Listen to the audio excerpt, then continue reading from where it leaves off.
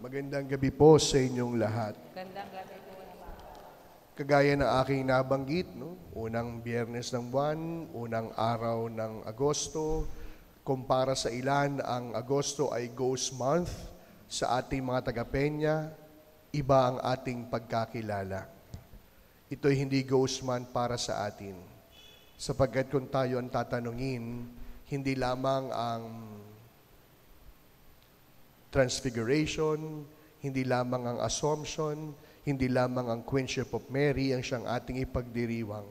Sa katunayan, isang buong buwan na pagdiriwang ang siyang ating pinasisimulan sa pagdiriwang natin ng ika-74 na taon ng pagkakatalaga bilang isang parokya. Kaya pinasisimulan natin sa unang araw na ito ang ating pagsasama-sama ngayong unang biyernes ng buwan upang si Jesus ay papurihan. Bahagi po ng katapatan ng Diyos ay ang kanyang pagtugon sa ating bawat panalangin. Ito po ay ipinaalala sa atin noong nakalipas na linggo. May sagot ng Diyos sa ating bawat dasal. Marahil oo, minsan nagkakataong nade-delay, natatagalan, pero may sagot pa rin. Palagi nagkakaroon ng katuparan na nakaayon sa plano at kalooban ng Diyos para sa atin. Subalit sa kabila nito, mas madali pa rin po tayong mag-alinlangan. Mas mabilis pa rin tayong magduda at mawalan ng kumpiyansa sa kakayahan at kapangyarihan ng Diyos sa ating buhay. Hindi ba't minsan inaakusahan pa natin ng Diyos bilang natutulog ba ang Diyos? Bingi at parang walang pakialam ang Diyos sa bawat pagtawag natin sa ating pangangailangan. Bakit po ba nangyayari ang mga bagay na ito? Tulad ng naganap sa Ebanghelyo, hindi po natin matanggap si Jesus. Hindi natin nakikilala yung kanyang pagkilos sa ating buhay sa bawat sandali nito. At ang malungkot pa po dito, hindi natin siya makilala, ayaw pa natin siyang tanggapin. Kagaya ng kanyang mga kababayan, hindi po matanggap si Jesus ng kanyang mga kababayan. Bakit? Sapagkat para sa kanila, He is just one of us. Isang anak ng karpintero na kagaya ng kanyang ama. Alam nyo, yung biblical account na ito, matatagpuan din sa ibang mga aklat ng mabuting balita. Pero there is somehow a difference between the one that was proclaimed compared to the other Gospels. Bakit? Doon binigyan ng emphasis na kahit pa nung panahon ni Jesus, marami na pong tsismosa.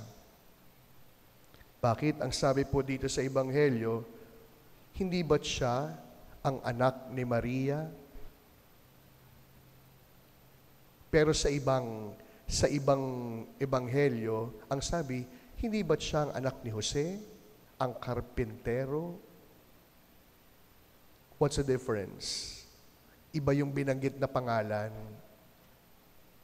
Ano man ngayon? Aba, malaking ibig sabihin nun. Sa kultura po ng mga Hudyo, malaking pagpaparangal ang ibinibigay sa ama. Kahit kapag sinabing ikaw ay anak ni, hindi man babanggitin yung pangalan ng nanay, ang binabanggit yung tatay. Kaya dito, alam na natin maraming tsismoso, kahit pa nung panahon ni Jesus. Sapagkat pinakilala si Jesus bilang, hindi pa anak siya ni Maria. Sapagkat alam ng mga tao, ang bulong-bulungan ng mga makakatindila, hindi si Jose ang tatay niya. Kaya marahil, it added to that sad reality, he's just one of us. Anak yan sa labas. Paano ito siya kakilalanin, gayong isa lamang siyang kagaya natin. Hindi kayang tanggapin ng kanyang mga kababayan how he has become. Na ang dating karpintero, noong dating anak lamang sa labas, heto ngayon, parang rockstar, kung ituling ng marami. Kung kaya nga po ngayon ang tanong, ano po bang pagkakamali ng mga kababayan ni Jesus? Malamang sasabihin natin, obvious Father, hindi po siya tinanggap, hindi po siya nakilala, o hindi siya kinilala. Hindi. Ang pinakamali o kasalanan ng kanyang mga kababayan, hindi busilak ang kanilang kalooban. Why? Because of their familiarity with Jesus, they have failed to have a heart that is pure. A heart that can see beyond the ordinary. And when they can see beyond the ordinary, they can see that Jesus is more than a carpenter. That Jesus is divine. Maring kagaya na si Jesus, simple, ordinaryo, pero kung bubuksan lamang nila ang kanilang mga puso, hindi lamang ang kanilang mga mata, mas higit pa dito ang kanilang makikita. At ito rin po yung paanyaya sa atin. Sasabihin ng marami, ang ganda ng penya. Ang ayos ng penya. Ang simbahan, humihiram lamang ng ganda dahil sa ganda ng bawat mananampalataya. Kaya alam po ninyo, I think, it speaks something about my leadership. Ito lagi po itong sinasabi sa ating mga kasamahan sa simbahan. Pag po nakikita kong may isang pundidong ilaw, sabihin ko, palitan. Bakit? Hindi ba yan nakikita ni Father? Dito pa naman po sa atin, talagang maraming mga matang mabibilis. Father, sira po yung electric fan.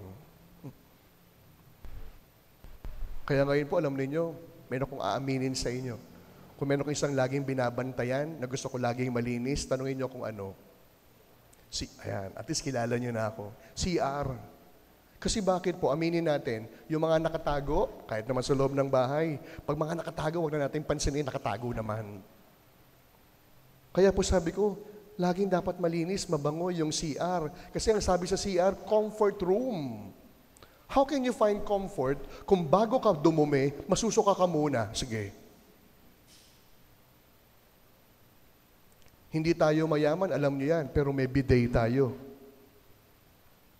Hindi marami tayong pera, pero meron tayong toilet paper. Hindi tayo mayaman, pero may sabon.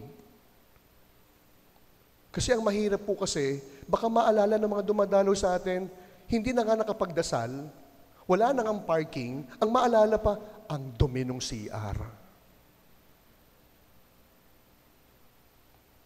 Kaya ito po mga minamahal kong mga kapatid, to have a pure heart.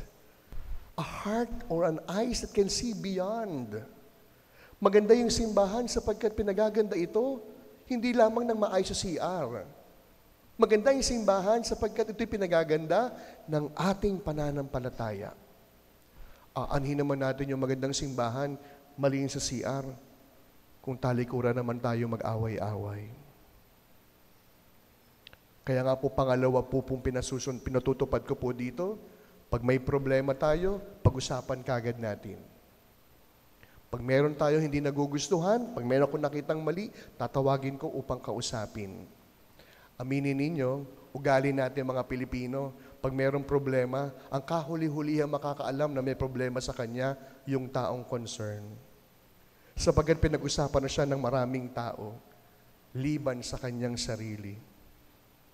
Sabi po ng isa nating kasamahan, sabi niya, Father, parang maganda po yung ganito, na kapag may problema po tayo, kagad niyo pong ina-address at pinag-uusapan. Sabi ko, hindi ba dapat ganun naman? Hindi ba't sa bahay ang problema, pinag-uusapan? Sa bahay niyo po ba, pag may problema kayo sa anak ninyo, kinukwento niyo sa kapitbahay? Hindi naman, di ba? Natatandaan ko nung bata ako, pag may nagawa akong kasalanan, pandidilatan ako ng nanay ko. Sasabihin ng nanay ko, humanda ka pag uwi natin. Totoo. At ilalagay ako ng nanay ko sa pasimano. Bakit? Para pantay yung aming mata. Sasabihin niya, hindi ko gusto yung ginawa mo kanina. Kaya alam niyo nung pinasimulan ko po ito, may isang lumapit sa akin. Sabi niya, alam mo, Father, simula po nung ganyan po yung naging ating kalakaran, ramdaman ko, tunay tayong isang pamilya. Hindi ba dapat ganun naman? Pag may problema sa tahanan, kakausapin mo. Hindi mo ichichismis sa kabilang bahay. At yun po yung problema ng mga kababayan ni Jesus. They have failed to see Jesus in the real sense because they don't have a heart that is pure. Kaya nga po siguro, ang ganda sa pasimula natin ng Agosto, sa pasimula natin ng Parish Month, ang gandang paalala, paano ba natin nakikilala si Jesus? Kasi aanhin naman natin yung magandang simbahan, malinis at mabangong CR, maraming activity, kung hindi naman nakikilala si Jesus sa bawat isa sa atin. Kaya nga hindi ba, ano po yung pangatlong pinasimulan ko? Walang lalapit sa penya, na aalis ng walang dala. Kasi sabi ko, hanggat tumatanggap po tayo ng kabutihan ng ibang tao, wala tayong karapatang magdamot. Hanggat tumataba ako ng ganito, sapagkat may lagi nagpapakain. Alam niyo, nung isang araw may pumunta po dito. Sabi niya, Father, nagpaluto po ako ng leche flan, naalala kita, eto, tigi-tigisa kayo.